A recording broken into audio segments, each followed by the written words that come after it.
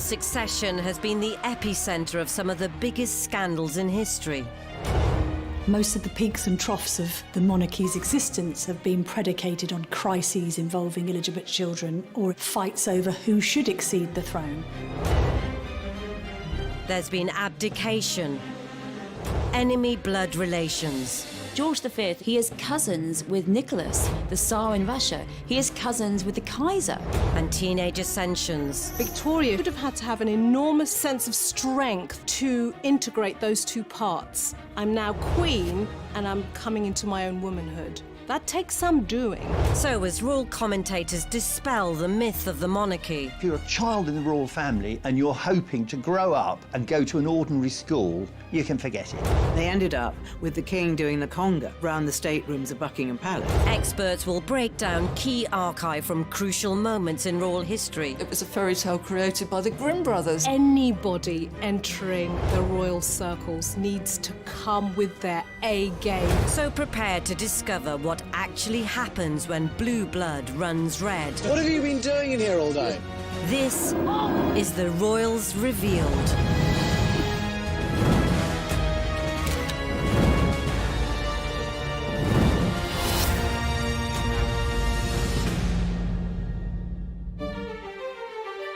This episode will reveal just how important succession is to the royals.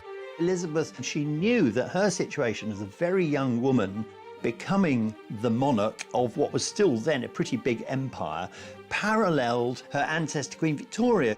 And although the monarchy may seem stable enough today, She wants to go down in history as an extraordinary monarch, and she will. We have become used to seeing the traits that she uses as being primarily regal and idealistically regal. In a way, we tend not to question them very much. do the next in line need to learn the lessons of the royal bloodline? I think abdication remains a dirty word in the Queen's vocabulary because she still blames Edward VIII for thrusting her father onto the throne and effectively blames that for his premature death. Henry VIII had loads of sons out of wedlock, and we even had a situation in which James II, when his wife was pregnant, everyone said it was a fake bump. To avoid making the same mistakes in the future. He knows exactly his position when he becomes sovereign, that he's got to put up and shut up, in so many words. The Queen has been the ultimate constant in British life, and that, of course, puts pressure on everyone that follows her to do just as good a job. On the 2nd of June 1953, the world rejoiced at the coronation of a new queen.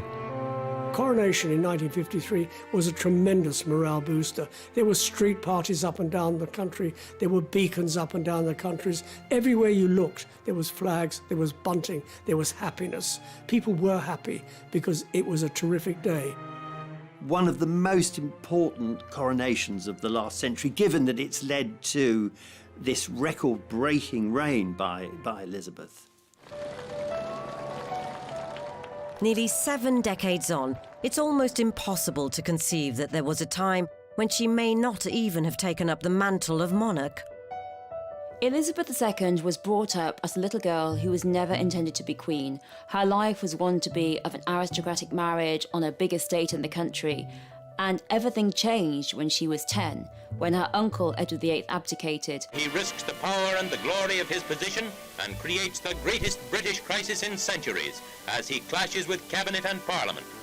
The Duke of York is next in line for the British throne, and next to him in succession is his eldest daughter, the Princess Elizabeth, shown here with her father and mother.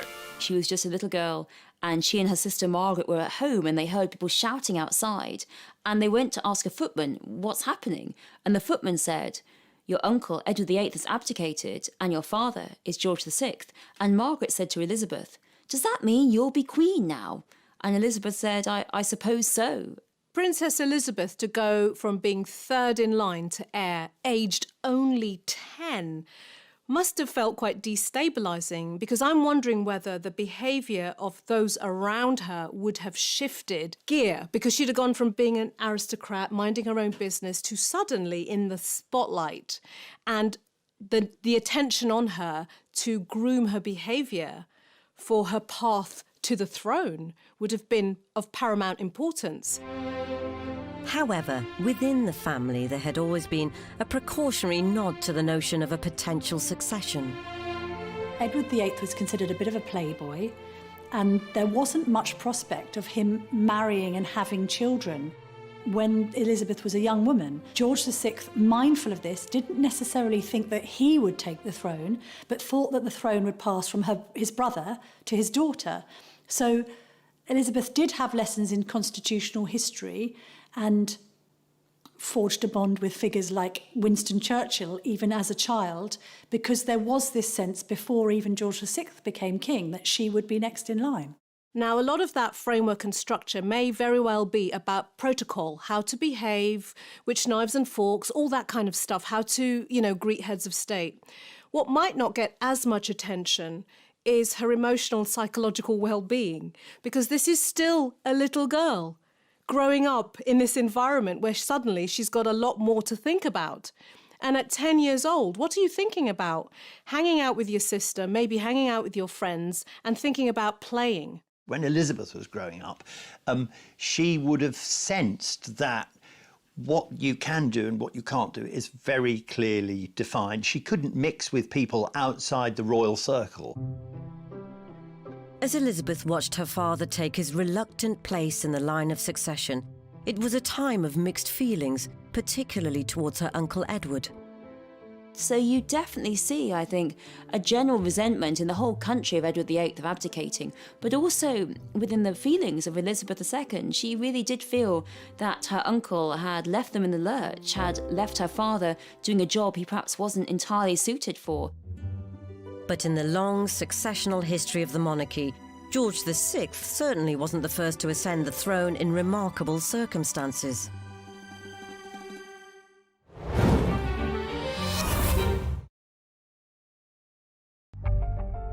May 1937 marked a milestone in British constitutional history, as after the controversy of Edward VIII's abdication, a confused nation finally got back some stability with George VI's coronation. And his young daughter was now next in succession. There was a sense once he became king and he knew that Princess Elizabeth's destiny was to exceed the throne after him, that he decided to prepare her by sharing the contents of his red boxes of state papers and effectively co-opting her into his role as king so she would know what she was in for. So from Princess Elizabeth becoming heir at this point may not have been as daunting. The more daunting path was for her dad, who'd gone from being spare to now being heir. And he would have felt all those pressures. She may well have felt shielded and protected because her dad's in the spotlight, and she may have also felt, there's time on my side. I can just focus on growing up and waiting another 20, 30, 40 years before I have to, ascend to the throne. So for her, it would have been a very different journey at that particular point. However, as the king's health worsened, it didn't seem likely Elizabeth would get much time to prepare for her destiny. It's very difficult to believe that she wasn't aware that for the last 2 or 3 years of his life, that he could die at any time. He'd had one lung removed, he was a heavy smoker. I mean, he was very, very weak and ill. And I think also Elizabeth, she knew that her situation as a very young woman, becoming the monarch of what was still then a pretty big empire, paralleled her ancestor Queen Victoria, who became queen at a very young age and was remarkable in very quickly getting a grip on what was seen as, in Victorian times, an even more difficult task for a young woman. George passed away in 1952, and at just 25, Elizabeth became queen. Father's death was a tremendous shock. It would be a shock to anybody, to any child losing their dad or losing their mum. The shock of her father's death was trauma enough. Then Elizabeth had to step into becoming queen at the age of only 25. These are 2 monumental events in a person's life. And I cannot imagine what it must have been like to feel the pressure and the responsibility of taking on the crown. Decades later, the controversy surrounding her uncle hasn't been forgotten. I think abdication remains a dirty word in the Queen's vocabulary because she still blames Edward VIII for thrusting her father onto the throne and effectively blames that for his premature death. However, in a law dating back to the Norman conquest, if instead of a younger sister Margaret she'd had a brother, he would have taken the crown. Until 2013, you could have 6 royal daughters and they would all be deposed if number 7 child was a son, even if he was a baby. The Succession Act of 2013 effectively ends the sexist approach to monarchs taking the throne. It was enacted under the coalition with a view to the fact that the Duke and Duchess of Cambridge were going to start a family. Of course, in the end, it became irrelevant because Prince George was the firstborn son and therefore it hasn't been needed. He was briefly in the background, but not for long. George Alexander Louis, Prince of Cambridge and third in line to the throne, is now 3 months old and clearly growing fast. But had George been a daughter, I think the Cambridges particularly would have wanted to have insisted that that girl inherited the throne and wasn't superseded by a younger brother, because it just would have seemed, frankly, very Victorian to do so. If we crystal ball gaze and look ahead to 20 or 30 years' time, when George gets married, if he has a daughter first, then his daughter will be in line of succession, irrespective of whether a son came second. So it was a good move. The overdue modernisation doesn't end there. It wasn't that long ago, in fact, in recent memory, that the idea of a royal marrying a divorcee was seen as a no-no. And how far we've come. We know that from the marriage of Prince Harry to Meghan Markle, that it's perfectly acceptable for very senior members of the royal family to marry both divorcees, people of colour. The Queen is the first to admit she doesn't change, but she adapts to meet the needs of the 21st century. And the world has changed dramatically since she came to the throne in 1952.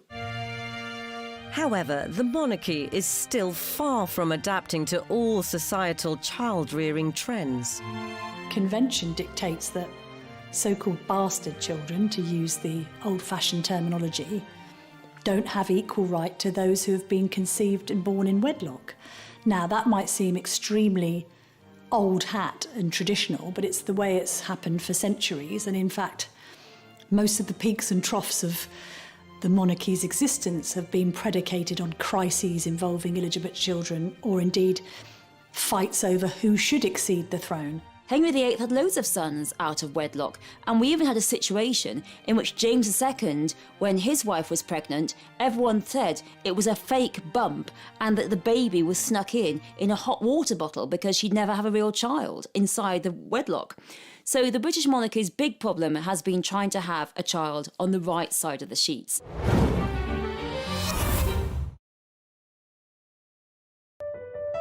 Many have claimed that they are born of royal blood. Most startlingly, in recent years, US publication The Globe alleged Prince Charles and Lady Diana had a secret daughter called Sarah. I must confess I have no knowledge of a secret daughter called Sarah born to Princess Diana and Prince Charles, as alleged by The Globe.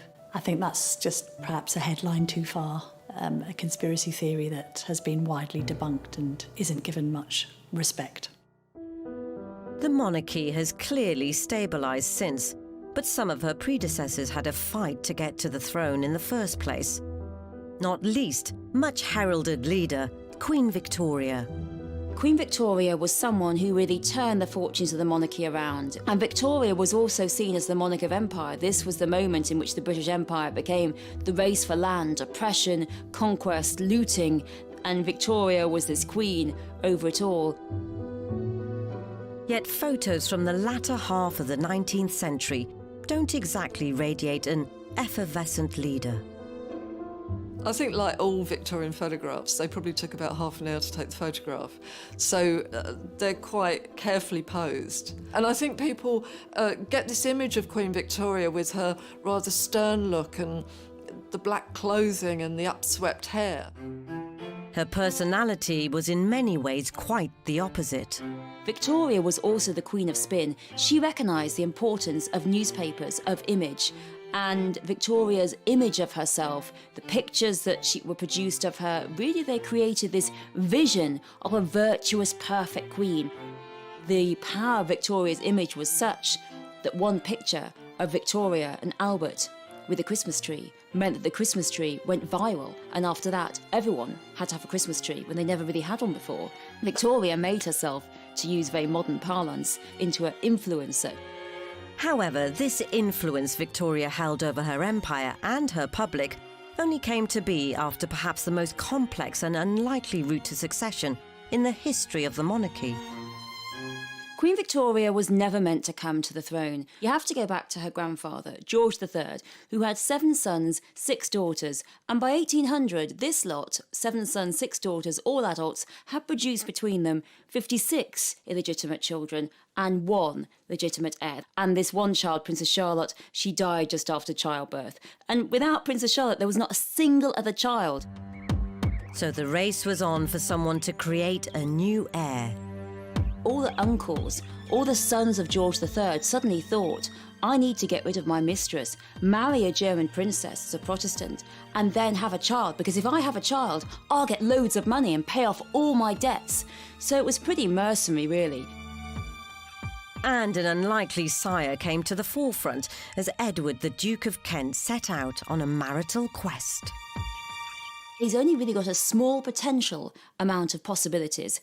She has to be Protestant, she has to be royal, and she has to be of childbearing age. Also, she has to be willing to marry a man who's nearly twice her age because he's 50, and he was pretty lucky to get Victoire of Leiningen, a young woman who was 30 with 2 children, which proved that she could have children, and unlike many of the other royals, they did also manage to have a legitimate child. Victoria was born at Kensington Palace in May 1819. She was, well, a healthy little baby, but so far from the throne, she's a girl, and she's the daughter of the 4th son. No one's ever going to see her come to the throne, but her father said, my brothers are not so strong as I am, the throne will come to me and my children. He died just 8 months later. His father, George III, 6 days after that, meaning baby Victoria was 3rd in line to the throne. Before long, she'd be first. Queen Victoria became heir to the throne at such a young age because her various uncles were dying. Simple as that. She was living at Kensington Palace and she was informed that she was now Queen Victoria, and that's how she came to the throne at such a young age. George IV had been next to go, leaving brother number 3, now William IV, in power. With Victoria only 11 and on course for the throne, her mother and her advisor, John Conroy, set about preparing for her destiny. She was given very strict structure. She was raised in this Kensington system of education that was devised by her mother's advisor, Conroy. And that gave her limited access to other children. How she was educated was controlled. And interestingly, Victoria shared a bedroom with her mother until she was 18 years old. So think about that, very hyper-protected. But were the guardian's eyes on a greater prize all along? What John Conroy and Victoria's mother wanted is for Victoria to come to the throne as a child so that they would be the power behind the throne. And so you have this incredible fight between mother and daughter about when Victoria comes to the throne. If you think about the relationship between Victoria and her mother, in today's terms, she'd be described as a helicopter mother. Very controlling, very overprotective, almost to the point of smothering. And from Victoria's point of view as a growing girl into a young woman, she probably felt like she couldn't breathe. And this kind of level of control can cause a real adversarial relationship between mother and daughter. So I wonder whether there was some kind of battle between the two of them going on. Battle for independence by Victoria and battle for control by the mother. This is how I want you to be moulded. Fortunately, Victoria had a high-powered ally. The king, William IV, he's on the throne and he's old and he's ill, but he hates Victoria's mother, and he wants the throne to go to his niece, to Victoria. That's it. So he says to his doctors, just wind me up, just keep me going. And Victoria's 18th birthday party, he's too ill to go, but it's a wonderful party. Victoria has a marvellous time. And guess what? Her mother storms off early because Victoria's 18th birthday means the end of all her mother's hopes of being power behind the throne. Having got his wish, William IV passed on weeks later, leaving the now considered adult Victoria to take the reins. This is an 18-year-old girl who's just coming into womanhood, finding her own voice, wanting to find her own identity separate to being the child of someone. And that's quite a conflicting position to find yourself in. So she would have had to have an enormous sort of sense of strength to integrate those two parts. I'm now queen and I'm coming into my own womanhood, and combine them together. That takes some doing. And there was such an avalanche of enthusiasm for her. Even though she was 18, even though she was female in a sexist time, people thought anything has to be better than those awful, awful old uncles. Victoria was crowned in 1838, and having latterly married Prince Albert of Germanic aristocracy, wasted little time in creating her own successional line. She was a very sexual woman. I mean, it's almost as though she was chasing Albert around the palace at some times, you know, trying to get her conjugal rights. And he was making excuses to sort of, no, I need a rest, and keeping away from it. If you look back through history, you've got Prince Albert, you know, you've got other consorts, but they've probably been known for their breeding potential. Victoria's first child is Princess Vicky, and really within 3 months of Princess Vicky's birth, Victoria is pregnant again. They have the heir, the future Edward VII, he's number 2, and then they keep going. And of course this is because, for one great reason, that big families are power. And for Albert and Victoria, they want to marry their children into the other European royal families to create links, to create friendships and create relationships, because Albert and Victoria believe that if your children are all married into foreign royal families, then you will never, ever want to go to war. Queen Victoria had unknowingly set the stage for colossal successional damage that would have disastrous for the British royal family.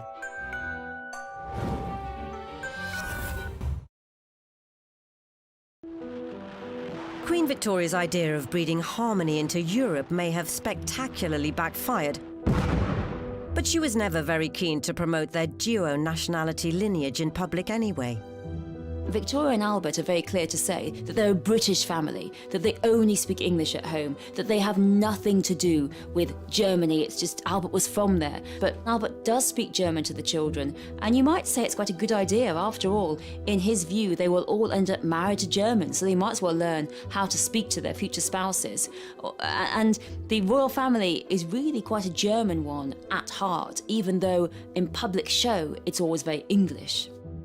Victoria's 9 children gave her an astonishing 42 grandchildren as she set about a complicated scheme of continent-wide bloodlines.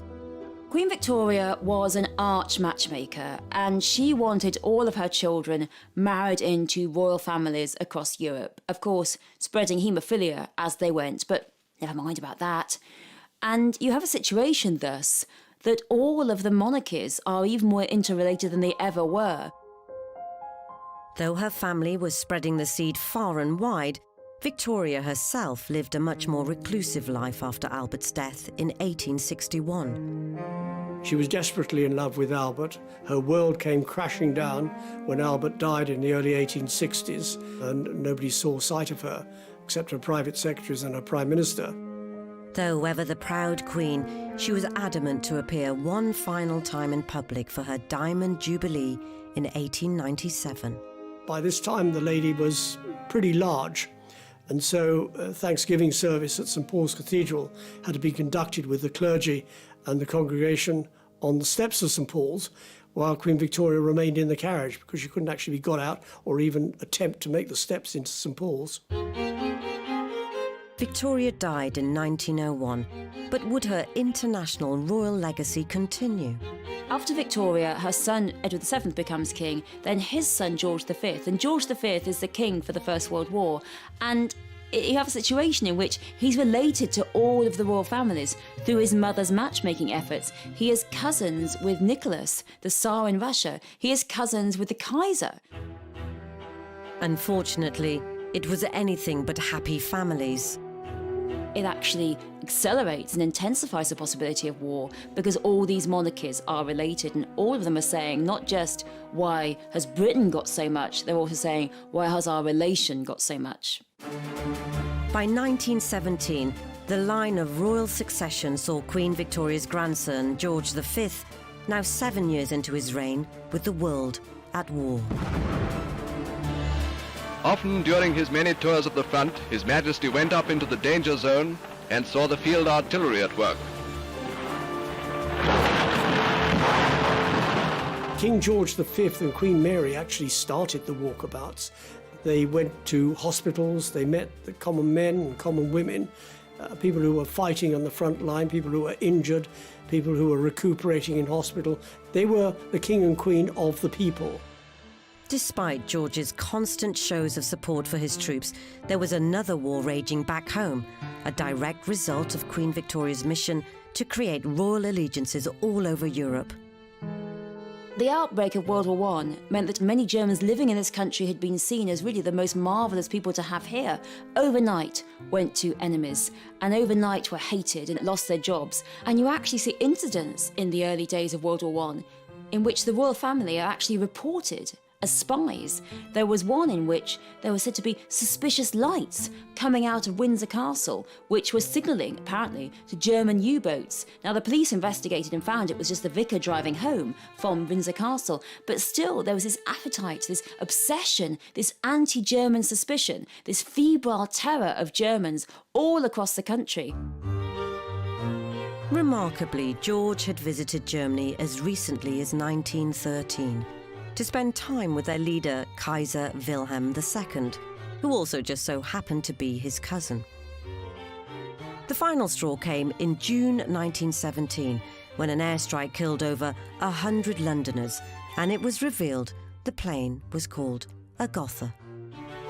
The surname Saxe-Coburg-Gotha came from Albert, because Victoria married Albert and took his surname, and so that meant that the royal family's surname was Saxe-Coburg-Gotha.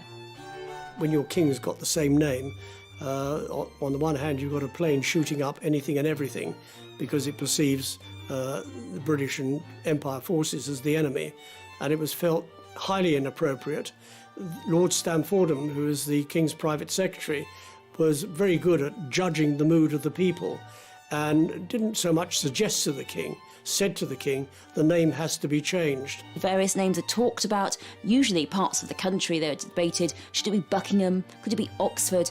Britannia was even thought about, which had been highly appropriate. But in the end, Windsor is plumped upon. They choose the name Windsor, a completely fake, made-up name, simply because they like Windsor Castle. Just 4 days after the Gotha airstrike, George V had officially changed his name. The House of Windsor remained, as other monarchies throughout Europe fell. But this would have a knock-on effect to future royal generations. With the royal houses of Europe having been largely wiped out after the First World War, the number of possible suitors for Elizabeth and indeed Margaret was greatly reduced, because this was a time when royal princesses were expected to marry princes. This is not the modern era where it was possible to marry someone like Meghan Markle or Kate Middleton. Fortunately, Elizabeth found her Greek prince and duly ascended the throne, and she has made the role of monarch her own. I think we think she's perfect for the job of Queen because we've only seen the Queen being Queen.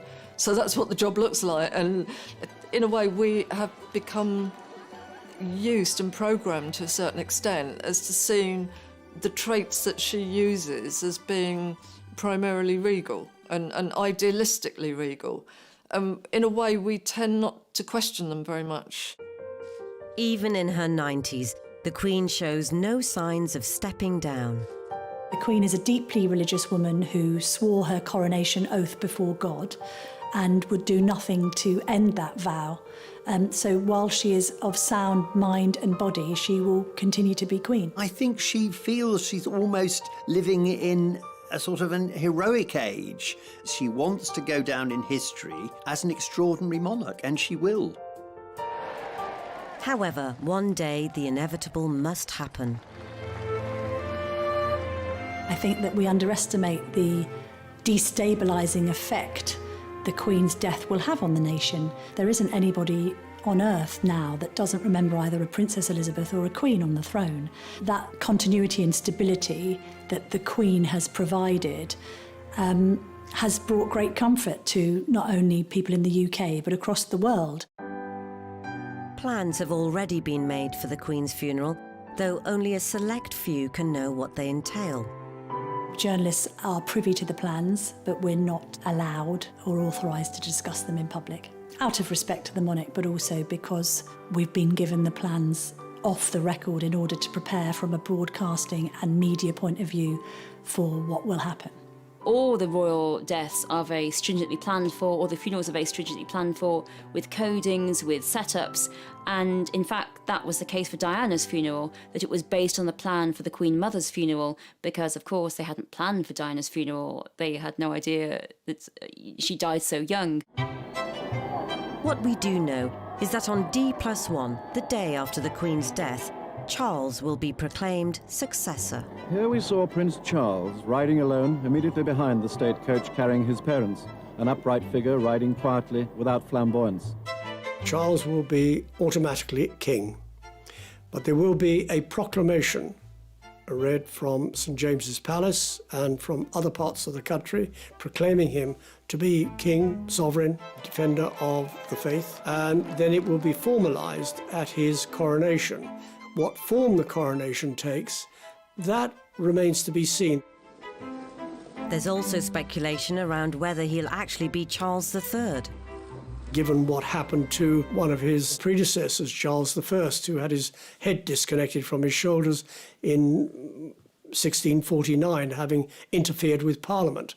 It's a very difficult choice. I suppose there may have been a tendency towards adopting his grandfather's name, George, but then we've got another King George coming down the line, so that might be difficult. Yes, Albert has been mentioned. He could choose another name, but that might be odd because as the longest-serving heir apparent in history, we all know Prince Charles, and therefore King Charles seems the most natural progression. But will the succession be an easy transition? We know that Prince Charles isn't as popular as his mother, and that he has enormous shoes to fill because of the unwavering way in which she has reigned for the last nearly 70 years. So it's going to prove challenging. He'll be a good king because he's had a long time waiting for it. He knows exactly what's going on in the United Kingdom. He knows exactly what's going on globally. He knows he's been to practically every Commonwealth country. He's well tutored. He's probably the best prepared sovereign that we've ever had. However, some incidents during the long wait have raised questions over his kingly credentials. There was the annual holiday of when they went skiing at Clusters. They had a deal with the press and everybody knew it, and we come out and we have a photograph taken and the press ask a few questions, and then after that you'll leave us alone. It's not a big deal really. These are the ones that the royals feed off for their popularity, and one of them happens to be Nicholas Witchell, who has put in a lot of very sterling royal duty doing that. Charles then turns around and does the worst ventriloquist act in the world with his microphone on and starts being rude about Nicholas Witchell. Bloody brilliant.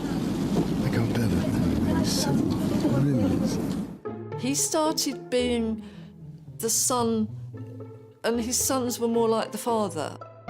His candid aside to his sons really shows what's going on internally. And we're given a little window into that kind of frustration, irritation.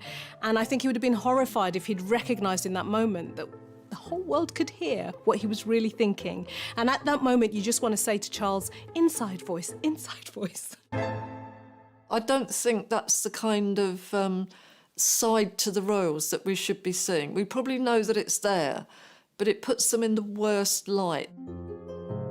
The minute their backs are turned and the smiles turn off, they're slagging everybody off and talking about... It was almost like that little man, you know, it's like that wasn't another human being, really. And I think that was a very dangerous thing to do. Charles has also been accused of meddling in politics with the so-called Black Spider memos, to where he aired his views to ministers on environmental and economic matters. As heir apparent, you would expect him to wing off letters to ministers. You'd expect him to criticise. Nothing government does is perfect. And if he can criticise and get some answers and get some response from them, what is better than doing nothing about it? It actually shows the man for what he is, passionate about the country. There is this sense all the time that you have duty comes first, always duty first. And your own life, your personal life, either has to be sort of hidden away or it has to be looked at by the general public and judged. You've got to be accountable because you're being paid by the taxpayer, and you've got this extraordinary, unique position of responsibility. And he's made very clear in a documentary he made last year, Turning 70, that he knows exactly his position when he becomes sovereign, that he's got to put up and shut up, in so many words. Charles has had his fair share of controversy. But is there another successional option waiting in the wings? Not even necessarily the one the public might expect. Long wait have raised questions. The public want Prince William to be the next king, not Prince Charles. But is he made of the right stuff? William has been born and grown up with a burden of responsibility on his shoulders and a set path he needs to follow, which he can't really deviate from, and I think that's quite restrictive. I think there used to be a bit of jokes between him and his younger brother, with Harry sort of saying that he was able to get away with what he wanted because he never had to be king. The only thing that I would think would be that maybe William hasn't been tested in so many situations. He hasn't had a crisis in his life yet in terms of making a mistake and being able to be resilient or being unpopular or anything like that. So that's slightly untested, whereas I think Charles has been through an absolute minefield. It has been quite a bumpy ride for the monarchy, certainly throughout this reign. And William knows about the bumpy ride. He knows what he's got to do, and he knows he's got to steer a straight course, and he will aim to do that. William certainly shares a strong bond with his grandmother. They're both quite shy and introverted, both quite dedicated to duty. There's a sense of both fun and seriousness about them, which makes them a little bit of a contradiction. I think on one hand it's a relationship between granny and grandson, and on another it's a relationship between two different and significant generations of royalty. She has a vested interest in him, more so than in anybody else, that he actually gets it right, that he learns the art of kingship. He's learning it from his father, but he can learn it from wise counsel, from his grandmother. And she's doing a lot to help him along the way. If he's not sure about anything, he knows that he can always go to his grandmother.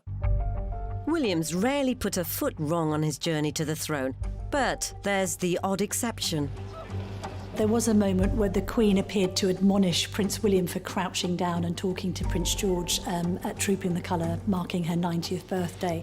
I think this sense that you shouldn't be crouching down on balconies or instructing children to do anything, they should just be well behaved. I think you can see a reflection of that generational change going on, that when William was speaking to his son on the balcony at Buckingham Palace, he was absolutely doing the right thing because he was breeding the next generation of royals. But as far as the Queen saw, no, that's the wrong thing to do because you should be standing up here and doing your duty. William's regal rebuke may have seemed innocuous, but shows how educating the future king hasn't been taken lightly. The Queen has been the ultimate constant in British life. She has been this beacon of stability and continuity, and that, of course, puts pressure on everyone that follows her to do just as good a job. As he gets older, there's signs of another strong female influence on William's life. I think the Spencer legacy, and particularly the Diana Spencer legacy, It's emerging as William gets older. I mean, I love the way that it's been like seeds that are now growing and showing the best side of William. He's clearly got the Windsor genes insofar as a lot of his royal behaviour and his sense of duty, but I think there's almost an even bluer blood in there because of the aristocracy of the Spencers and the way that Diana translated that to modernise the royal family. Yet, in a family of famously strong-willed females dating right back to Queen Victoria, would another actually be the best successor? I think Anne has carved out a very definite role for herself, and I think, like her mother, she has put duty very much in the spotlight. You know, she rolls her sleeves up and she gets stuff done. I have to say that in capital letters, I've never seen anybody as stoic as Princess Anne. She's old school royal, and she has the look of somebody that even if they accidentally chop their leg off, they'd just get up and laugh about it and, you know, carry on with what they were doing. She's like the knight in the Monty Python film, you know, she would never complain about anything. She's a real trooper. I'm not necessarily sure whether the Queen would have preferred Princess Anne to be Queen rather than Prince Charles be King, but she certainly, as the Queen's daughter, her most trusted confidant. May I invite you to final touches to this rather fine oak tree? I think in the absence of her mother, the Queen Mother, and her sister, Princess Margaret, Anne has grown closer to her mother over the years, always associated with being more of a daddy's girl, but actually she's been a stalwart support of her mother. But do the magisterial similarities go even further back? Yes, there would be a lot of similarities between her and the Queen Victoria school of royals. Not just that, but in other aspects of the personality as well. There's that sort of uncompromising dress and styling that Anne wears clothes that she probably bought in 1970-something or other. You know, she swept her hair up at some point when she was about 19 and it stayed up there. It's that I'm not going to bend and flex to fashion. Like Queen Victoria, I think, outwardly hugely intimidating. Though, should the monarchy be looking forward and not back to the bloodlines of yesteryear? It is unique that we have this monarchy in the 21st century that is recognised throughout the world. But I believe this sovereign, Queen Elizabeth II, is very much in touch with the people. You've only got to look at the address she gave on April the 5th over COVID-19, when she uttered the famous phrase, "We will see our friends again, we will see our family again, we will meet again." That's how much in touch she is with the people. People felt very comforted by that. This isn't born out of political ambition or personal ambition. It's born out of a desire to make sure that when the chips are down, the nation can be rallied. And that is very much taken from the Queen Mother and George VI's book of boosting British morale during the Second World War, when, frankly, the nation needs their help.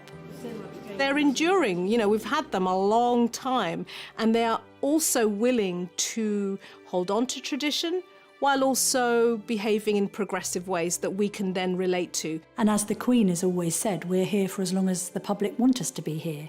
And in the absence of the public calling for there to be a republic and for an abolition of the monarchy, they will continue.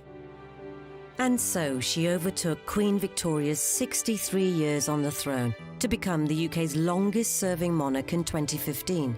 Elizabeth II displayed a characteristic modesty any future successor will be wise to replicate. Inevitably, a long life can pass by many milestones. My own is no exception. But I thank you all, and the many others at home and overseas, for your touching messages of great kindness.